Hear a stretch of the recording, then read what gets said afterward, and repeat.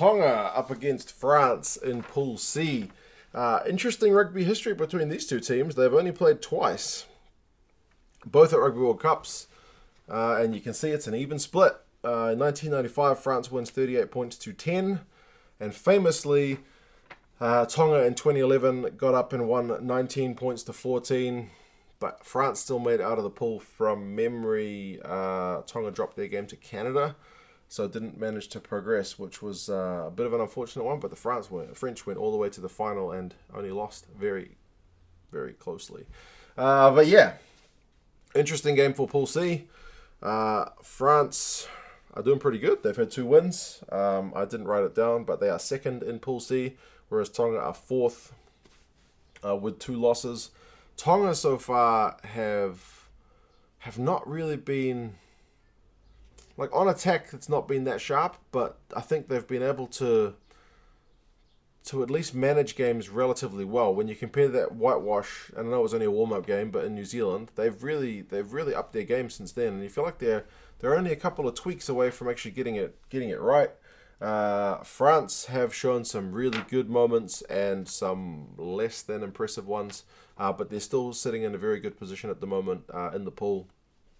We'll see what happens with the England and Argentina game, but right now France should be pretty happy with where they're sitting.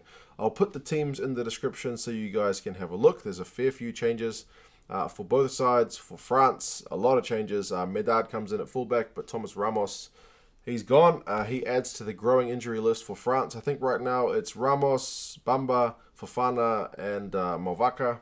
All these guys are gone, so the toll on the French guys is really starting to add up. Penaud is on the right wing, and Raka moves to the left wing.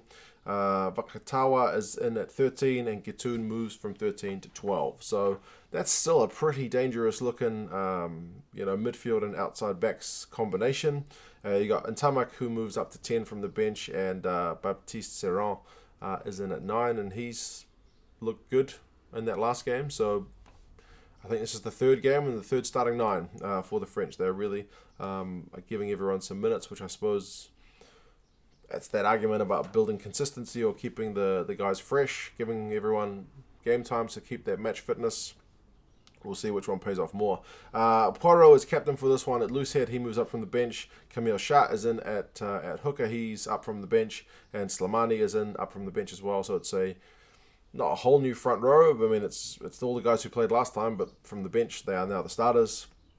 Gabrillagues continues in the second row. Vahaamahina is in up from the bench as well.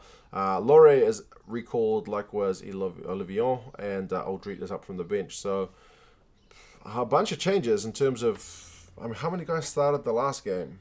Is it just Gabrillagues? Raka and Guitoune as well, but they've had positional switches. So yeah, it's a very, very, very changed side, but again, managing the minutes. The bench, Guirado is still there. Bailly is there as a backup prop. Setiano as well. Leroux drops to the bench. Camara drops to the bench. Lopez drops to the bench. And Dupont and Barassi are there, recalled into the squad for this one. So yeah, I'll be interested to see, because some teams have managed to change the lineups a lot and keep a good flow. Like, then you look at Fiji, who had a short turnaround, changed the lineup, and got upset. So how they manage it will be one to watch. For Tonga, much more settled lineup. I think the only changes, I'll go through the lineup. They got Fisihoi, Ngaumo, and Fia as the front row. Fia is up from the bench. That's the only change in the front row. Losi and Fafita in the second row, no changes. Kalamafoni, Capelli, and Vaipulu in the back row, no changes. Takalua and Faiva in the 9-10 combo, no changes. Piatau and Ngano, 12 and 13, no changes. Halafanua, Vuna, and Veanu are the back 3, and it's only Vuna up from the bench that is the change to that lineup. So very, very settled side. The bench has no changes as well, so it's very, very settled. I hope for Tonga's sake that they can put in a good shift, because as I said, they've been improving, but it's not quite there. Apparently, I read this in one of the articles that there's still 2 players from that 2011 team who did get the victory over France, and that's Siali Piatau and Sione Kalamafoni. Both those guys have tasted victory against the French before, so hopefully they can inspire the guys. And Siale Pieta was captain, so that's kind of his job. In terms of the turnaround, France played the USA on Wednesday, whereas Tonga played on Saturday. So it's a short turnaround for the French, hence maybe all the changes, whereas Tonga's had that time to settle things down and keep the side as stable as possible. Tamiafuna and Lolohia are the guys who've dropped out of the matchday 23 for Tonga. In terms of predictions, rugby forecast, the algorithm has France by 22. The bookies have got France by 25, so not predicted to be a full-on blowout, but predicted to be a relatively comfortable win for the French. The French are looking good, but they can't afford to drop any game, so they need to keep their performance levels high. And as I said, Tonga, just a little tweak or two, and they're not that far away from putting in a really good performance. But you guys let me know your thoughts on this one. How do you think it will go? And yeah, I'll talk to you again soon. See you later.